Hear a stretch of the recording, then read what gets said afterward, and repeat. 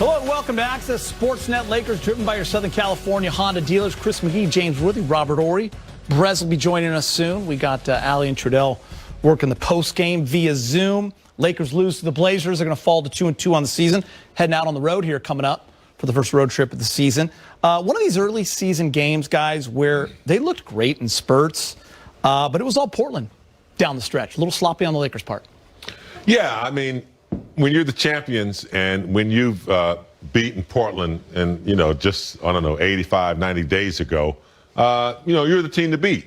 Portland's a different team this year. They're healthier. They got healthier toward the end of the bubble, but they have their full strength now. And the key tonight, I think, was just the bench. The Lakers, without Caruso, only scored, I think, 23, 24 points compared to what Trent was able to do in that bench. They had like maybe 45, 47 points. And when you don't have AD at full, capacity, you're going to have some problems. And I thought, they had glimpses, but glimpses don't work against Portland because they have those dynamic guards. And then they had a supporting cast that came to play tonight. So, yeah, they're going to have to look at some video and make some corrections. Yeah, the thing about that is they held Damian Lillard in check for that first half, but they held him in check, but they let Trent get away from him. Yeah. Mm-hmm. And in the second half, Lillard got loose because he was worried about Trent, but Trent was still able to knock down some threes. The three ball really hurt the Lakers tonight. When you have guys like you used to have last season, you could run them off that three-point line. And tonight, AD didn't look like he had the energy, like that calf was kind of bottom, so they weren't able to run Portland off the three-point line and pass, so they was able to knock down more threes. I think you guys bring up great points. Plus 18 from three for Portland. James, you mentioned the bench. The Lakers are number one in the league, but tonight it's 45-23 in favor of Portland. 28 of those are coming from Gary Trent Jr. And you're right, Rob. I mean, Dame kind of smelled it in that fourth quarter. Trent got him there, and he's one of the best closers in the game for a reason. You look at those three guards, CJ, Dame, and Gary Trent Jr. They have 15 threes between them. Trent Jr. had 7 of them, James. Billy mentioned this during broadcast. He only played 6 minutes on Saturday night. He had 0 points. Tonight, he came to play. Well, when you talk about a dynamic duo, some nights they have a dynamic trio. Because when Trent's going like that, when Damian was out of the game, it was almost as if he was in the game because Trent was doing exactly what Damian does. So, that's a dangerous player, and you can't allow that third guy, to dominate as if he, does it every night. So without Caruso, I think Caruso's a big part of their defense. Not that he could stop anybody, but he's active hands, steals, deflections. But it just got away from him. They had 3 hot guards tonight. And I got to tell you, Norkus didn't score a lot of points, but he was key. He had some big buckets down the stretch and got some layups. So they played well, better than the Lakers down the stretch. Before you get in there, Rob, because you mentioned Nurkic. Nurkic had 12 rebounds. Cantor had 14. That's 26 rebounds between their two bigs. Yeah, but that's how it's going to be. When you have guys that you know exactly what they're going to do, I think these guys have been together a long time, even though Cantor has been in and out, but he's been Portland enough. He took them to the playoffs a couple years back. So he knows what those guards are going to do, and they position themselves perfectly for rebounds. And when you have that, that makes it easy. Like if you look at the Lakers play, everybody's outside the paint. Our biggest guy, Marcus Gasol, outside the paint. So you don't really get that many rebounds. But the way Portland plays, they crash the boards, they drive, they penetrate, they kick. And the bigs know their role. Yeah. When you know your role, it's easy to play the game. Crash the boards and try to get your own shots. Kind of missed Dwight Howard, JaVale McGee tonight. Marcus Gasol is big, but not as active as Dwight, not as physical. So you can see, the difference than last year and this year. Yeah, Marcus Gasol only playing 19 minutes, not playing there in the late in the fourth quarter. Listen, defensively, we talked about the Lakers they're going to have to find their way, giving up 33 points in the fourth quarter.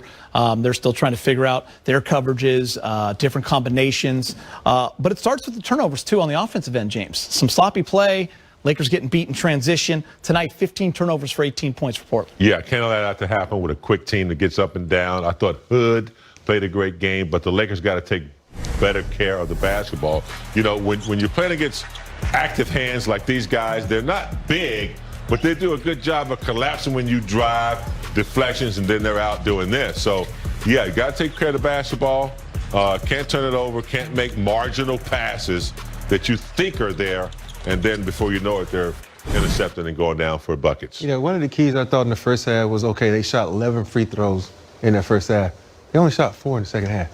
And if you'd have told me that, I was like, okay, the Lakers played well because they played better defense, but they couldn't stop that three ball like we just talked about. But that's just, you look at this game, it's signs of improvement. There's so much room to improve this early in the season because you look at the connection that you look at film, you look at the connection that they're not having with Montrez. Montrez is a guy who's been averaging almost 20 points a game. Tonight, he wasn't used enough for me because when you're not scoring like that, go inside to a guy like Montrez. I know you have AD, who's a $20 million man, and all this kind of stuff, but sometimes guys like Montrez have an advantage. I'm curious, guys. I feel like in the past, Lakers 2-2 with this kind of a team losing a game at home to Portland. Maybe there's people tilting a little bit. You're starting to overthink this. There's just a different feeling. It's a short off season. Lakers are the champs. It's almost like, we talked a lot about in the preseason, James. You kind of expect nights like this. You can't overthink it. I mean, the Lakers have a big target on their back, too. They are the champions. Portland has always played well against the Lakers. So you have to consider that, they're a healthier team than they were during regular season. So, you're not going to win every game. The Lakers, I'm sure they think they could have played better, but it's not anything to panic about. They'll come back, try to recover. It was a back-to-back game. They were a little short on their bench as well. So don't panic, but you have to be aware of it. Yeah, Lakers are now 2-2, and they're heading out on the road for 4, 2 in San Antonio, 2 in Memphis. Let's get you to the highlights. We'll take you out to Staples. Welcome back. Last night, Kyle Kuzma got the starting nod with AD out, and he made the most of it. He scored all of his 20 points before halftime and added 3 assists and 3 blocks. He was also a staggering plus 38 in the game. Kuz, never lacking confidence, wasn't surprised at his results. Just having more opportunity, that's just the thing with me. Anytime I have opportunity, I just try to seize the moment and take it full on. And in a season like this, playing back-to-backs, coach and the organization being conservative with Brown and AD, it just allows me to, on those nights, just work on my game and put to life with game reps, what I work on every day, rather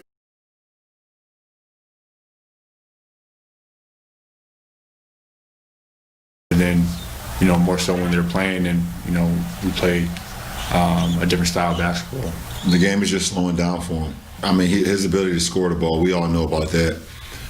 His shot-making ability, either guarded or unguarded. But what he's done this year so far, and what he did through our short training camp, and what he did actually, later in the postseason, you started to see the extra pass. He started seeing plays happen, and you look at the pass that he had to KCP in transition tonight. You see the dump off that he had to Treyas for a dunk. He's just starting to make plays and see plays, that he didn't see, in his first couple of years, and that's all part of growth. I mean, he's in year 4, and the game is just slowing down tremendously for him, and he's going out there and just playing the game. Speaking of growth, look at the numbers here for Kuz, stepping up as a starter versus off the bench. This, of course, is for the last 2 seasons. That mentality, guys, it's not something that is easy. You certainly have to find it, but it's something that Kuz has been able to do. Big shot. And he's taking full advantage of it. First of all, it boils down to confidence. And we know Kuz got more confidence than everybody in this room. And so when you have confidence like that, it comes out in your game. And when you have your teammates backing you and saying, hey, you need to do this and this, it gives you more confidence, which we all know Kuz doesn't need. But it carries over to the court, and you can see it, the way he's playing the game, the way he's passing the basketball, the way he's having a little bit of joy. If you look at him now on the court, it seems like he has more joy. His body language is like a basketball player who's enjoying the moment. Sometimes winning the championship can take a load off the game. No question. I mean, we all come into this league with talent, and the one thing that Kuz has learned to do, especially the last couple of years, he's learned to learn from the best, and he's learned to recognize where he is. The Lakers kept him while guys like Ball and Randall and Ingram left. We talked about how he's had to overcome some injuries, but I think the one thing that I like about him lately is that he's learned how to learn from LeBron and AD, recognize, okay, wait a minute, this is a whole new operation than what I came into. So, it's hard when you have talent and you just want to burst out.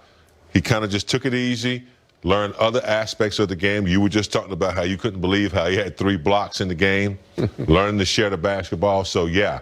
And now he sees what his potential really is going to be in the next couple of years if he just keeps on, playing the way he's playing. And guys, this isn't something that just started this season. It's not something that developed in him over the shortened off season. I think we started to see this growth from Kuz during the bubble, which really paid off. As you mentioned, he then becomes a champion. At what point in your career did the game start to slow down for you, and what that feels like? People don't always understand when you can read and react and play the game that way versus it coming so fast and just being a little bit more so. For one player, what is that feeling like? For me, it took about 2 to 3 seasons for me, because people don't understand when you come into this league, a lot of these guys come in, they are the man immediately. When you have to come in, you have to sit behind the man, and you sit there and you have to learn from them. You have to understand they are the priority on this team. They get all the plays. Sometimes it's kind of hard to figure it out, because most guys who were drafted in the first round were the man on their basketball team in college, so they're not used to being second fiddle.